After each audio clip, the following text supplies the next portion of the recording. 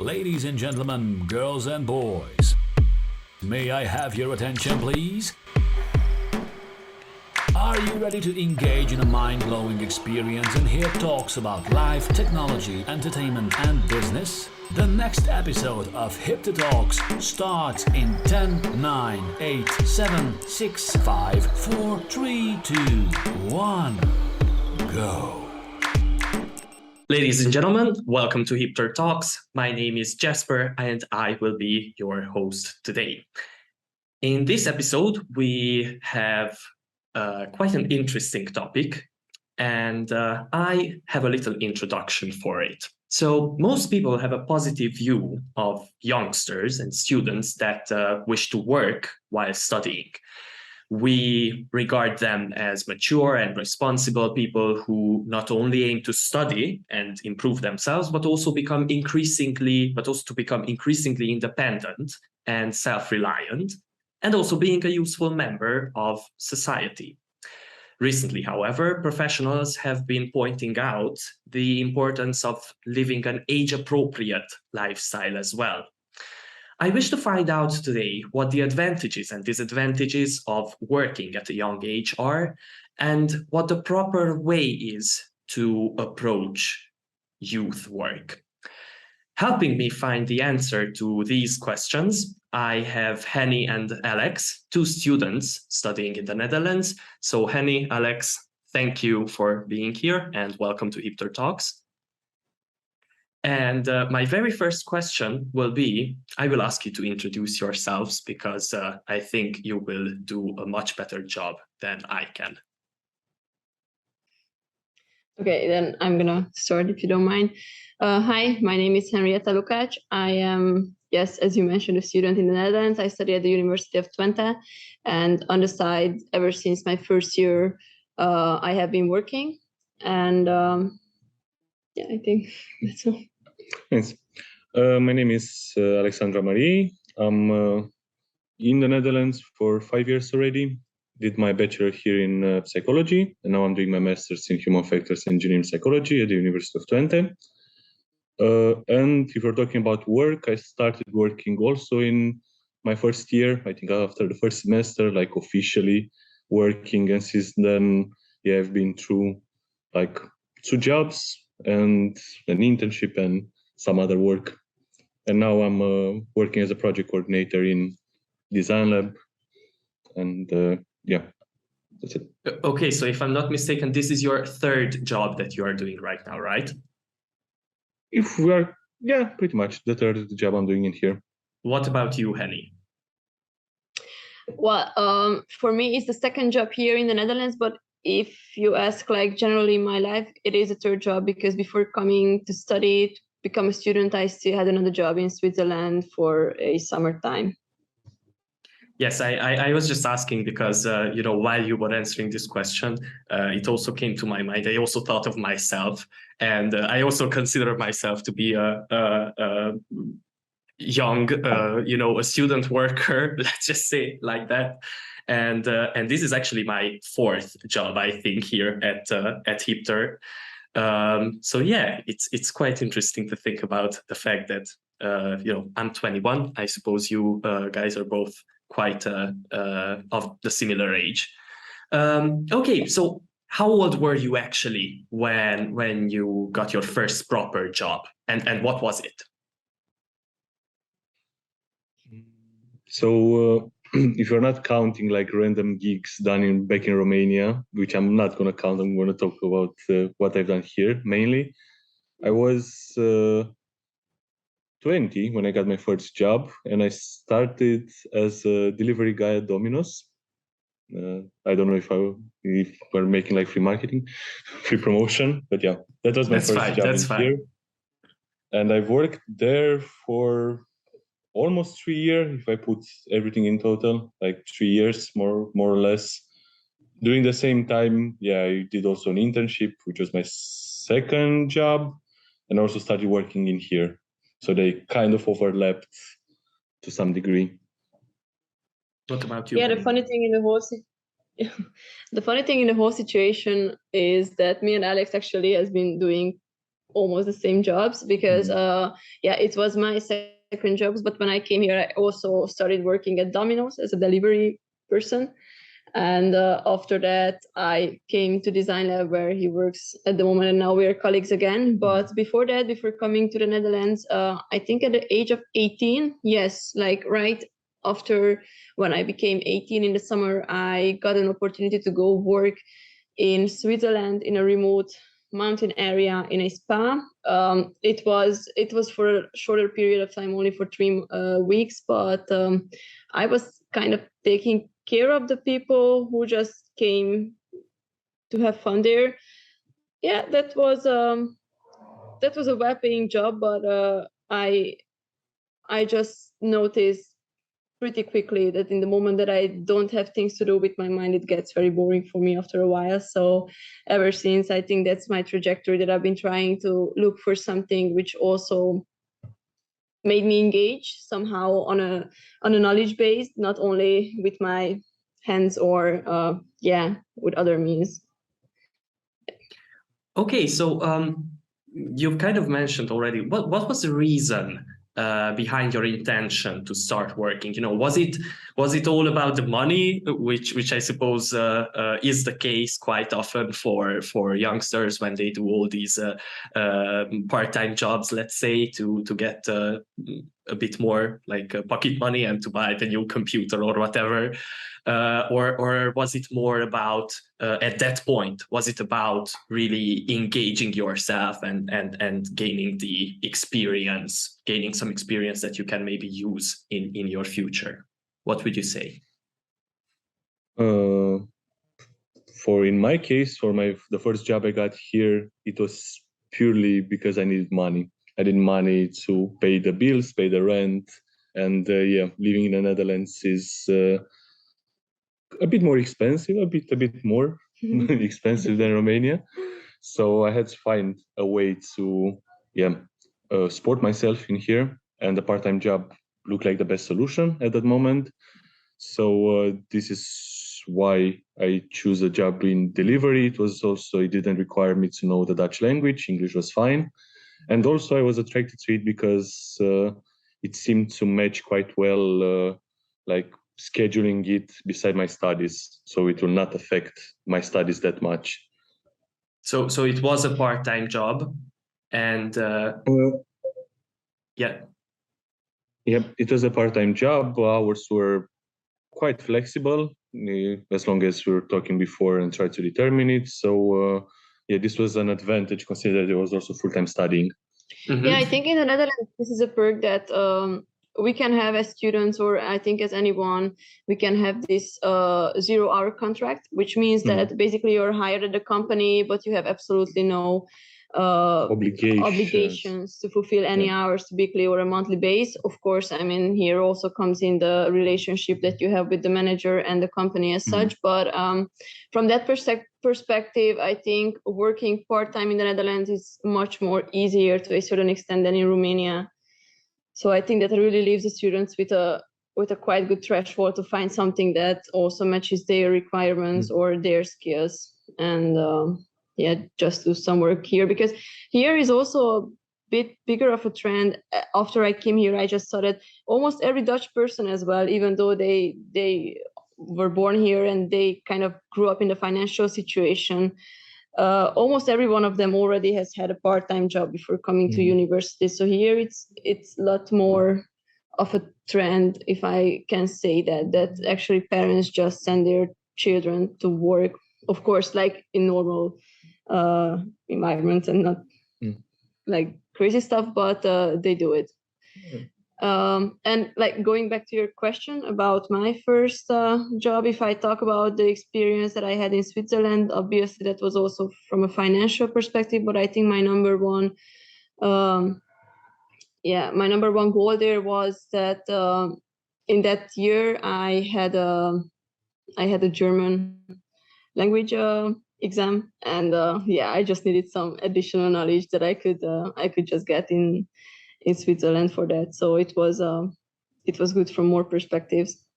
But that was also a conscious variable when you made your decision. So you were thinking of that aspect of it as well, right?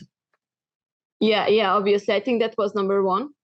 That was, I mean, of course, you also thought of the financial perspectives because considering that it was Switzerland, it was quite a nice amount of money that I could earn there. But my first goal, my primary aim was to actually get some more in-depth knowledge and more like experience-based knowledge and learning opportunities in terms of language there. You both mentioned, actually, first, Alex, you said you were doing this for 3 years, right? If I'm not mistaken, and about 3 years. And how come that you stayed there for, let's say, so long? And in what way has it assisted in your future career? So. In my future career, I don't know how much it assisted me necessarily. As being a first job, I think it taught me the main thing that also like building upon what Henny said with kids in the Netherlands being like encouraged to work since they are young, is teaching you responsibility, is teaching you how to respect your money and how to respect the work you do and the money you earn. So you, so you see that those, I don't know, 7-8 euros per hour, you know what you did for them and how much you worked for that amount of money. I'm talking about the context of the work I did. And why I stayed there for like 3 years, it was pretty much the comfort because I knew everyone. I started as a delivery guy, but then because I was getting bored, I just started to learn like, hey, can I help with, for example, making pizzas, making food, like doing the inventory, or just trying to find small challenges for myself to not get bored in that workplace. At some point, though, I got really bored and I decided to move to other jobs and other opportunities, which frankly are more relevant for my future than, delivering and working in Horeca. So pretty much I knew my expiration date. I knew it was just something that it's offering me like a safety net from a financial point of view and from a comfort point of view. But I knew it wasn't something for my future and something that I will definitely do until I'm 50, 60 or something like this. And you, Henny? Yeah, I mean, the thing is, Switzerland, that was kind of like only for 3 weeks. I knew that that's going to be over. I have to go back to school. So it was not a long shot there. When I came to the Netherlands, I already came with the idea that, okay, now that I'm here, I would like to find a part-time job and find ways to sustain myself because that's not the reason why I came here. So my parents have to work even harder back home to support me here financially. So Domino's or just simply for finding a part-time job which comes with a 0-hour contract and quite some flexibility meant that I will be able to sustain and financially support myself in the first like in the beginning of my studies. I was very much aiming at finding something else as soon as possible because obviously, it's very nice to have flexible working hours and 0-hour contracts and a nice manager, which I all had. However, being a delivery person in the Netherlands during the winter on a motorcycle, like on a scooter, is it can get quite challenging sometimes. And so there has been just tough moments, but I think overall I can say it out loud that the Domino's just simply taught me work ethics, which was very well needed because, for example, if I would have started from the very beginning here at the university, working in a high-skilled environment with, let's say, like in an office job, obviously that's also, it also teaches you some things, but the fact that you learn how to value your money and your finances even more, that's something that comes from Domino's, I think. A lot more than here from Design Lab, where it's easier to work. It just humbles you in a way. It exactly. Just, as I said, makes you more aware of, hey, there is not like just the ideal place. There are also people are working, and also I can say that before, when I was ordering also in Romania, but in here before I started working, I was like, yeah, the delivery person is just going around and stuff, or the people inside there, they're just staying there, tossing some things on a piece of dough, and that's it. Yeah. After being in Horeca, I realized, oh, yeah, no, it's way more than that, and it's way more complicated and demanding at some points, like Henny mentioned during winter. Yeah. Those were some adventures and some Exactly, things. right? What you're saying. After working at Domino's and wanting to eat pizza when it's raining outside, I never ever ordered again anything. So it was it was an interesting experience. Yeah, I completely agree with you guys. As far as I can tell, I've never worked as a delivery person, but I've also had my fair share of these types of works as well, or these types of jobs as well. And yeah, it gives you a completely like new point of view, or new perspective of the whole idea of different jobs. And I suppose that most of us, when we finish school, most youngsters have kind of this big idea about the future and big dreams, which is perfectly fine, and I support that. But I think I'm actually convinced that it helps a lot if people kind of go through the ladder. They slowly climb the ladder, and they experience all these different ways and different perspectives of work. But allow me, Henny, to insist, in Switzerland, has that also helped you in, did it help you with the language, with the German language? Oh, with the language, it definitely had. I had a colleague who was the similar age as I was, and he also wasn't a native German speaker, but obviously he had a better language proficiency in German than I did. But yeah, for some reason, German was a little bit easier for me to learn than English was, so I had no problems with that. And after those 3 weeks, I came back. I started practicing the language again at the language classes that I had in school, and my teacher was kind of surprised that, oh, what did you do during summer? Yeah. So it definitely helped. Yeah, you guys both mentioned that in the Netherlands, youngsters are in general more encouraged to do work, to take up a part-time job while studying. Is this also the case for high school students, or is it more for high school students as well?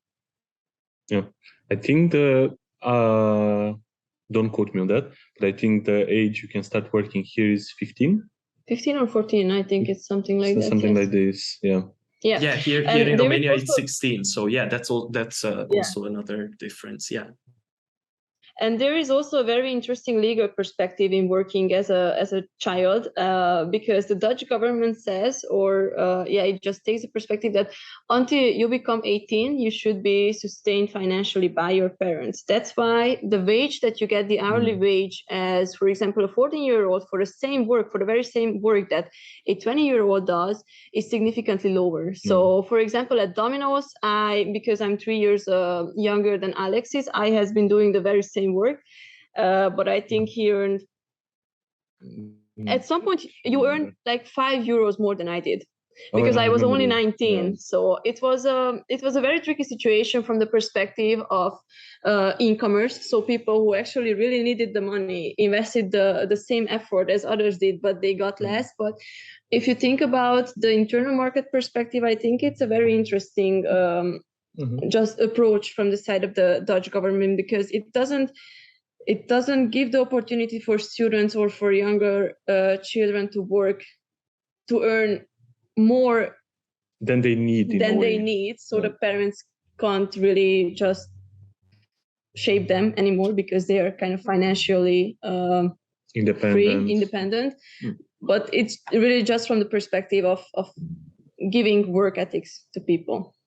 Okay, that's actually something that I was not expecting. Like you saying that children cannot earn more than they need to, and maybe some other time I would love to dig a bit deeper into that, because I think it's quite an interesting one. I again, talking semi-personally, it's been my goal definitely when I decided to take up a job.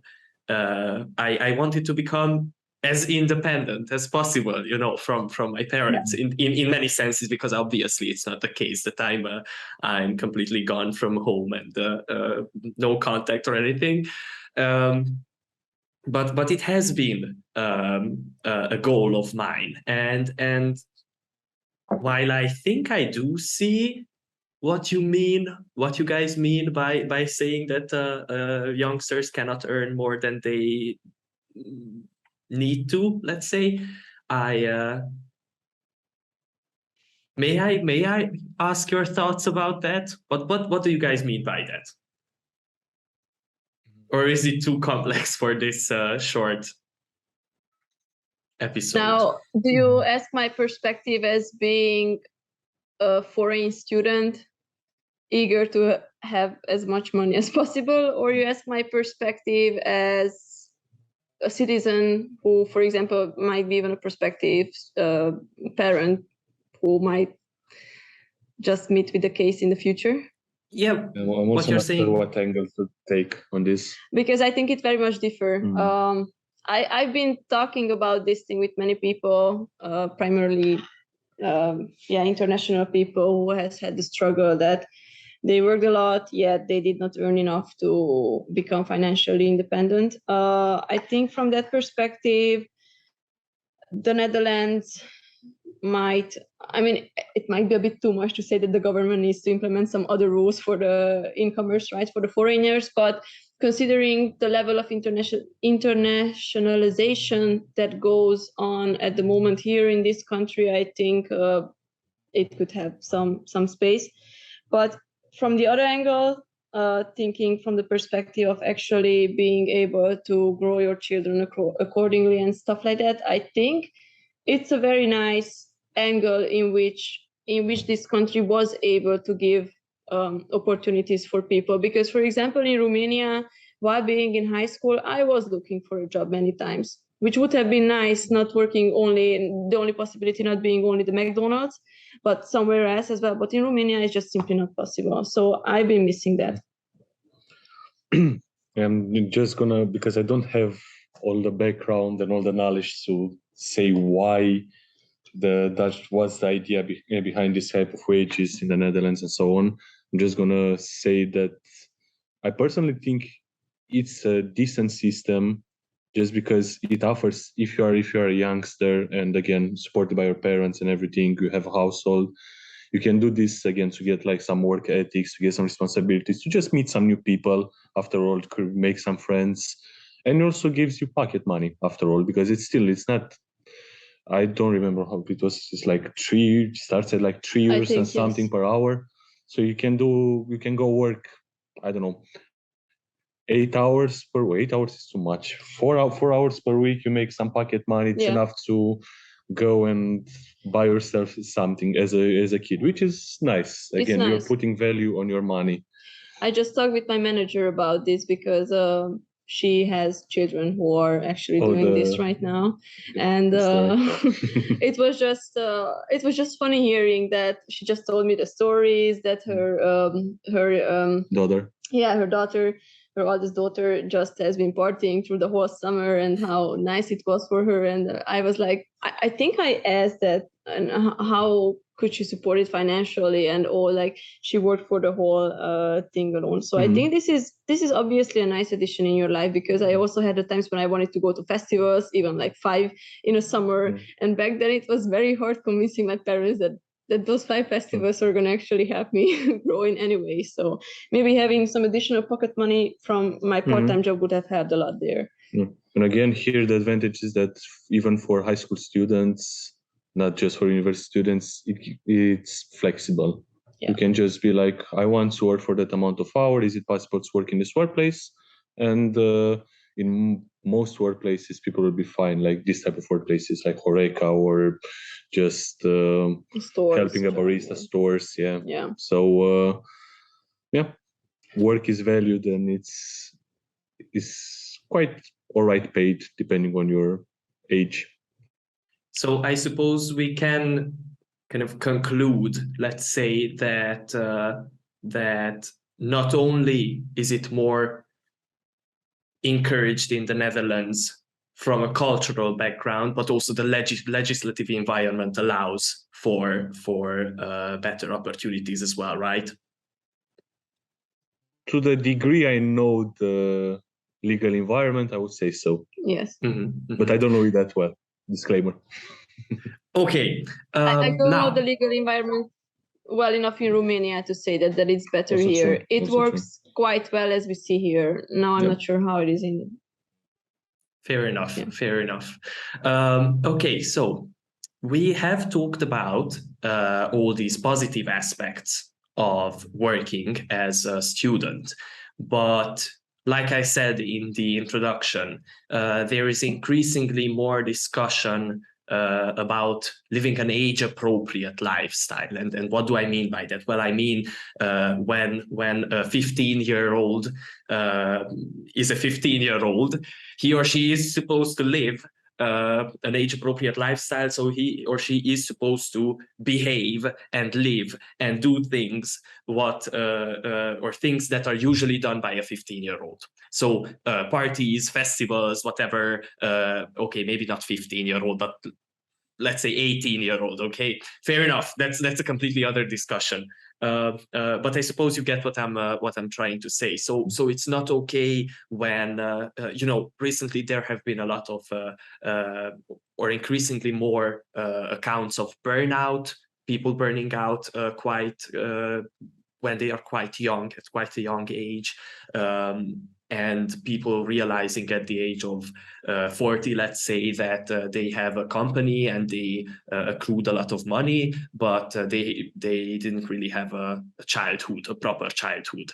And that also can be quite unhealthy in many ways. So what I want to ask you guys is, has working ever produced any drawbacks with regards to either your academic performance when we talk about university or high school, or your childhood life, let's say? For the childhood life, I didn't really work in the real sense of the word when I was a child. Like, again, if you exclude volunteering and some things doing there and there, but I can talk from how it affected me. Like for my first job, especially, I remember that because I was here trying to get used to the new social environment, to the university life, to being pretty much on my own, trying to figure out everything, starting from bills to taxes. It was a bit more complicated to also have a job and try to balance everything out. In my first year, it affected me because I didn't have this balance and I failed one of my classes. So that was a bit of a personal disappointment.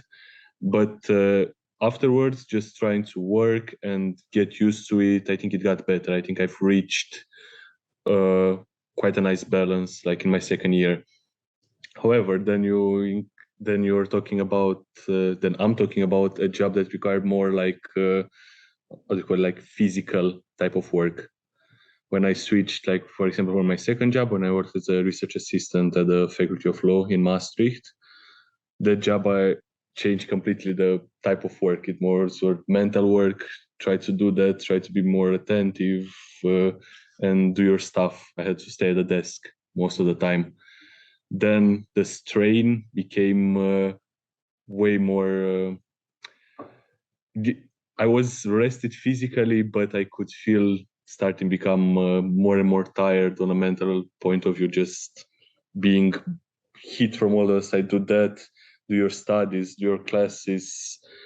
Maybe the stress was bigger back then, and in the end, it resulted with all of the things in a burnout. So yeah, I gained the balance, I switched the environment, I lost the balance, and I had to regain it again. Now it's fine, but it's just a process. It's just trying to adapt to the new circumstances, new conditions of a job, of your studies, of your personal life and personal matters. So yeah, Would you say you it have would to be work in order easier? to manage your work properly.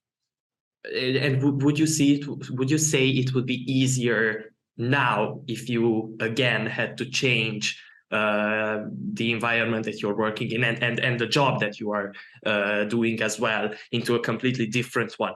Would it be easier for you now to adapt? So did it offer any agility or more, did it improve you in the sense of becoming more flexible, let's say? Oh, yeah, definitely. Because looking at myself when I was 19, 20, when I started working and came here, and I was pretty much like, didn't really know much. It was a learning curve. All of these are learning experiences that I might have not been able to learn everything from them, but they definitely shaped me and definitely shaped the way I work, the way I behave, and the way I'm able to balance things out. Like right now, when I maybe will sound a bit, I don't know, strange, but I kind of see when I'm reaching my tipping point when it's about work, and I know that I have to stop in advance so I don't reach it and be overworked and sacrifice my mental well-being. So definitely all these experiences, even if some of them were not pleasant, they helped in learning and shaping how I tackle with the same issues now from a personal point of view. Henny? Yeah, for me,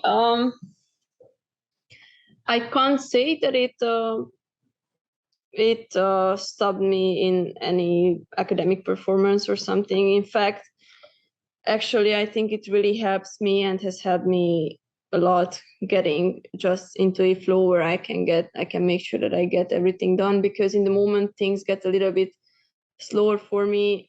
Of course, I need periods. I need times when I just slow down. I focus on myself. I relax. But in the majority of the cases, I need things to get moving. So actually having to work and bringing into my time schedule a different layer, which kind of gave a, let's say, skeleton to my week, because I knew that I'm going to work on Monday, Wednesday, and Friday. And from that point on, I have time for other things, for studying on every other day. Maybe the fact that I promised myself before actually getting the first job here at Domino's that I'm not going to let this job go on my studies. So my studies are the number one priority since I'm here, since I got the opportunity to actually come study abroad and be in an impeccable environment, if I can say that. So I said that it's not going to be an issue here. And then luckily it hasn't been ever since. After that, at Domino's, I've been working, just to give you a perspective, around 60 hours per month, part-time. Now I'm working around 80 to 100 hours per month, doing the same academic performance that I've been doing in the first year. So I think in that sense, it has only helped me becoming even more focused and even more goal-oriented, if you can say that. So But can I bring something in this? Yes, because please. something I forgot. It's, as I said, the type of work was different from like the Domino's, the second to this, like in this job. And I think I pretty much speak for both of us on that. When in this job, the job we're doing now, due to the fact that we have such a like more international, more diverse community and team, and also way more challenges. Like every day is a new challenge, but in the best sense of the word possible. It just keeps me and us way more engaged and more happy. Like I'm sometimes, in all honesty, at Domino's, like when I was waking up in the morning, I was like, damn, I have to go for like 8 hours today just driving in the rain. Like I was despising it. Here I come every day like with a smile on my face. I think this is also a big factor of why I don't mind that now I'm working 100 and something hours per month, at all? Obviously, I think that's a very important factor when talking about how much it affects you, or how much it affects your mental well-being or professional success. But yeah, I think the moral of the story here, that it can be very, very subjective. One thing that is for sure, that in the moment you don't have but an effective time management, I think it becomes very hard and very problematic to make sure that you also have everything done on an academic level, and you have everything done on the work level. So, but it definitely learns you or teaches you things that can help. Yeah, I don't think it's a problem to not know from the start how to manage your time. No. But it's important to become aware of the fact that, hey, maybe this job is affecting me to some degree, and then okay, I need to do something for it. I need to reduce it. I need to properly organize this, and instead just create certain days, certain time slots that could match the study amount with the work amount. And yes, some people are learning them and are knowing this and learning it sooner. Henny, for example, I'm going to give my example. For me, it took a bit longer and it affected my study performance. Looking back, it was fine. I still was able to do everything and repair the things. And now it's better than it was before. Yeah, I think I could say easily that for me, if I would not be working, I think it would be harder to get my week straight and to get things done. Because like ever since I also started now a semester when I'm not tied to university schedule, so it's completely free riding, if I can say that. So I don't have any lectures or tutorials or such. I just have the deadline and the material, and I need to get everything done in time, which might offer also a little bit more challenge here, because it's so much easier to come to this place, to Design Lab, to just have fun with people and work here instead of doing your academic things. But I think this mental pressure that I have, that I need to get things done, and I can't just let it go because I need to finish this university, obviously helps me doing my things. Absolutely, I couldn't agree more, especially about this part about having a semi-strict schedule, let's say. For me as well, I can completely, I can say that having to wake up every morning at around the same time and having to go in to the office. I actually have that's something very interesting. I have the possibility to work here in the office or to work from home, because it's actually, an office job. And I've tried both, obviously, especially while when I'm at university. It's in a completely different city, so then I can only work from home. However, whenever I have the possibility, I come in the office, because I can clearly see that it helps me so much in organizing my time. I work significantly more effectively when I'm here. I think people need that, and I think especially young people who were not required, let's say, as much until that age to kind of have a routine in their days. It's unbelievably helpful to have this structure, and it teaches you responsibility as well, because you are responsible for waking up every morning, and you are responsible for taking care of everything you have to take care of. And like you guys said, when you do not have that, it is way easier to get lost without doing anything. The whole day is over, and you find yourself still sitting in bed and looking at videos that you didn't even want to watch, but because it was there and because you were not in a rush, it was like, I will take care of these few things that I will have to take care of. I can watch this video. Yeah, exactly. Yeah. So I completely agree with that part.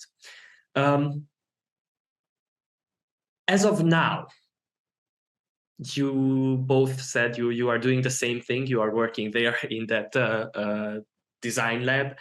In a few words, could you guys give us a few details about what you are doing there? I think it's worth starting. What is Design Lab, firstly? Yeah. So Design Lab is an experimental environment within the University of Twente, which was basically founded and built for students to work and to have the opportunity to work in a transdisciplinary environment. So it basically facilitates people to come here to sit together from different study backgrounds with different issues, with different aims, and to sit together and work together on different societal challenges. So Design Lab is also run by students. That's also a characteristic of it, which makes it very unique, that everything that is happening within the building is decided and arranged by students. Okay, obviously we have other people helping out in the background, but usually everything is done by us. And the both of us are the coordinators of this student team. And if we go, perfect description, if we go in a bit more details about the individual roles, like both of us started as part of the student team and then got to be coordinators. I'm focused more on the coordination of projects, so project management to some degree, if you want to call it. What are the projects? Because I cannot touch upon that. Yeah. And projects can refer to projects that are started at the initiative of one of the members of the student team. For example, if somebody has an idea of making a podcast, we also have a podcast.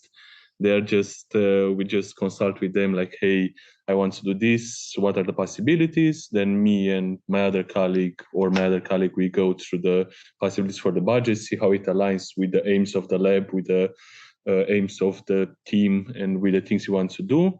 We allocate budget, we do planning, and we just facilitate them in order to reach their goal and to the project. This is an internal project, let's say, that's just in here. However, there are multiple types of projects like external collaborations. A quick example I can give is one collaboration that just ended with the Safety and Security Campus from the Netherlands, which is a coalition of different parties from the Ministry of Defense, like the National Police, Army, Fire Brigade, which was really nice working on robotics with them, or making projects, creating different type of installations for buildings within the UT, or with Amsterdam Light Festival, yeah. Working at the Dutch Design Week, yes. yeah, which is the things that's coming at us now, and just making installations, creating a narrative of the whole University of Twente. Still mostly helped and run by students or with our team. There are holding workshops, there are tons of projects that can be done. So this is mostly on my side, if I can say. I think which is very nice about Design Lab, that what we did not mention before, that it also has its own research agenda, and we are looking into a very specific field of study, which is called responsible futuring. It's very new, and it's only kind of us who are doing this, but like, I'm not gonna go into the depth about what is responsible futuring. It's very interesting if you would like to find out. Probably in a nutshell is doing design with as many things in mind as you can relate to the future implication of the different stakeholders, society, on and on. So basically combining citizen science, transdisciplinary way of working, and responsible design as well. But yeah, that's enough about that thing. But the fact that we have a very specific agenda that we are working on. I think, talking from my perspective, I study public administration, and for me it has helped a lot on an academic level as well. So I can very much feel that ever since I'm part of Design Lab, and ever since I'm working like even more in-depth topics within Design Lab on an academic level, it has helped me a lot. So I'm not sure if you can say the same. Yeah, no, I can definitely say the same. And I'm like looking from my perspective as a project coordinator. I know, for example, it helped you with one of the projects we have, Right to Scale, which was about regional innovation. And Henny was there, was there like, interesting. Let's do it. Let's do it. And it helped me as well. It helped me just to develop from a professional point of view, but also developed on my academic agenda and research agenda. Like I said, I was a research assistant before, but here going a bit more in this space, which is bridge between academia and industry just helps a lot to get the perspectives and learn on how to do things and how to do things more responsibly. Sounds cheesy, but yeah, that's pretty much it. Yeah, it might be cheesy, but I think it's very much needed in nowadays society. Yeah, just by the way you both talk about this, it's so clear that it's something that constantly keeps you on your toes, you know, and I think both of you mentioned this word. It's something that engages you, and I believe that this is also something that's important when young people are looking to do something and looking for a job. Obviously, it takes time and it takes a few tries to realize what people enjoy and what they don't. So I don't necessarily think that it's the best possible thing to have a very clear idea of what you wish to become. And then if you don't question that ever, and if you don't give an opportunity for yourself even to find out whether that is true in the deepest sense possible or not, or it's just something that, you know, parents tell us to become doctors because it's a well-paid job and it's whatever, you know, it's something that I suppose we are all familiar with.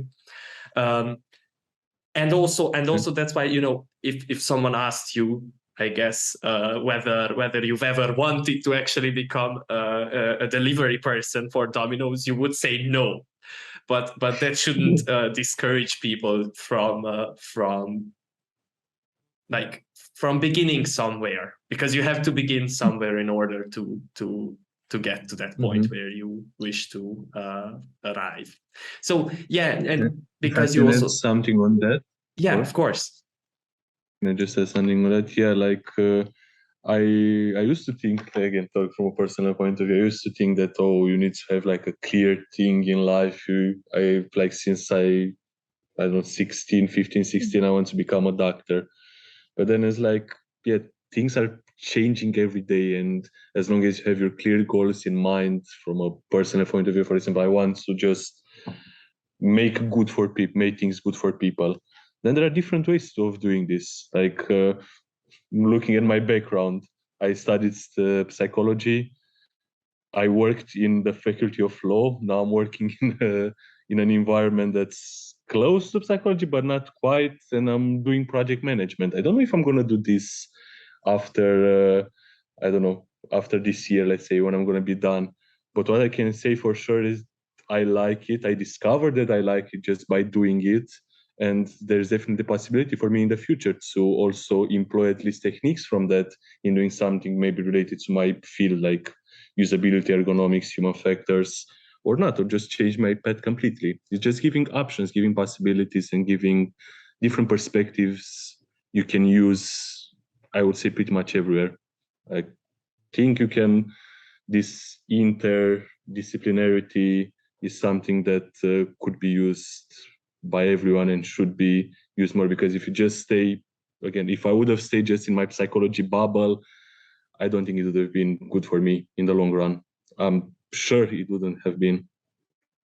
Absolutely. And you know, that's why I think people should and like almost must give a go to and take all the options they can in terms of volunteering and in terms of working somewhere, because in each and every one of those environments and while doing each and every one of those tasks, people get to understand themselves better in some sense. Like you both said that your very first jobs taught you about how to value the money you gain and how to manage your finances more effectively.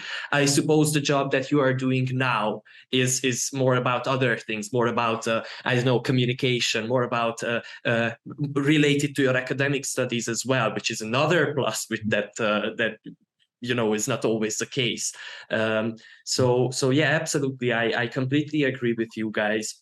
And I think that, you know, my next question would be whether you find it difficult or not to find a healthy balance between working, studying, and personal life. But I think you kind of answered that one as well, because you one of the reasons behind that, why I think that you guys do not find it too difficult to find this balance, is because you have such an engaging job and something that is so close to what you are studying at university as well. What do you think about that? So again, how can one find balance? Let's not necessarily talk about personal situations, but in general, what would be your key takeaway of this discussion for someone who is starting out in real life and someone who is looking for a job, let's say? It's almost a philosophical question. How can one find balance? Well, if I would look at it from a very practical perspective, one thing that has helped me a lot, that so you have different aspects of your life, right? You have maybe academics, you have university, you have work, you have social life, you have moral, whatever. But I just always took the different aspects of my life, and I just looked at it. Do I have a clear schedule in this thing? Do I have a clear agenda, if I might say that, in that perspective? And when I did, I just tried to start slowly building up. I always try to plan my life ahead, not in terms of years, not in terms of goals that I want to achieve, but only based on time. For example, here in the Netherlands, we have modules. So 4 modules build up an academic year, and I always try to plan for a module. I always start, this is one thing that I really like about the academic environment, that I know that, okay, in these 10 weeks that are about to come now, the learning objectives or the goals that I need to reach are that and that and that. And knowing that, I always start with trying to make a clear time schedule that, okay, in order to be able to fit into these 10 weeks, both the reaching of the learning objectives, the exams, my work, my social life, my trips that I want to take, my going back home to visit my family and friends, then I need to keep myself to that thing that I planned on well in advance. So, and actually making it in a way that I have a complete overview of all the 10 weeks. So I see the 10 weeks underneath each other, saying that, okay, now you're there. The deadline is there. You should hurry up and you should start doing something. That has definitely helped me a lot. Obviously, it can work differently for different people, but this is something which, from a practical perspective, can be an answer for the philosophical question. I second what Henny said, most of it. I know it's hard to do proper planning most of the time, but I think it's really good just thinking from a personal point of view, also from a project point of view. It's really good to plan things in advance and just try to anticipate things that are going to happen and how work is going to affect study and vice versa. I think this is really good, and it's a skill after all. You need to learn how to do it, and it's not going to be perfect from all of the time. And at the same time, even with the best planning in the world, there still might be like an unexpected situation that's going to turn things around. But it is what it is after all. I want to add, like from my point of view, and what helped me a lot is reflecting on what went wrong in some situations. For example, sorry. When, as I said, when I started working and I realized that it affects my study load, I was like, okay, let me sit and think about it, why it affected. And I was thinking like, oh, because I took way too many shifts. I was staying overtime, even if I wasn't supposed to. And this was taking time for my study. I was taking shifts exactly before the exam. So I think also just looking back, reflecting and knowing and becoming aware of what went wrong in a situation and in what threw the balance off between these two things is a really important skill that people should develop. So yeah, Henny gave me more the future perspective and how to plan things ahead. Yeah. I'm saying from my perspective, it's really good. That is really good, but it's also really good to look in the past. Obviously. And I can learn from it and do a bit of introspection, look at it like just try to determine what will work the best for you in the future in the light of the things that didn't go well in the past. Yeah. I mean, thank you for having us and allowing us to share a bit from our small experience we had here in the light of the topic you presented.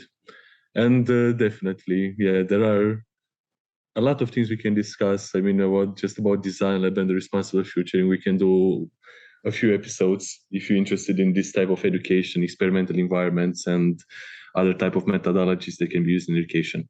Absolutely. Yeah. Sounds amazing. I would also like to thank you of having us and having me here mainly. And I always like to think of these things as an opportunity to kind of try to showcase the students how big of an advantage can be if someone decides to take the risk of coming to study abroad. So I'm always delighted to talk about that and to just share my both negative, because I also have a lot of negative experiences throughout this journey, but also the positive ones. So I'm always delighted about it. People should be aware that there are sometimes it might seem grim, but there are opportunities and you just have to look for them. And sometimes it might take longer, sometimes it might be quicker, but it's just, it's work. There is work to do, and it's inevitable after all. Yeah. But the results most of the time are quite satisfying. Yeah. Okay, thank you so much. And thank you for sticking around and listening to this bit of a longer episode of HIPTHER Talks. You can find us and listen to all the other episodes on a number of different broadcast applications, such as Spotify, Google Podcasts, and all the others. I can't even remember them now. And hope to see you all as soon as possible. Whee! Thank you for joining. Be sure to check back next week for the next HIPTHER Talks and subscribe on Amazon Music, Overcast, Spotify, Google Podcast, Apple Podcast, iHeartRadio, SoundCloud, Mixcloud, and Pandora.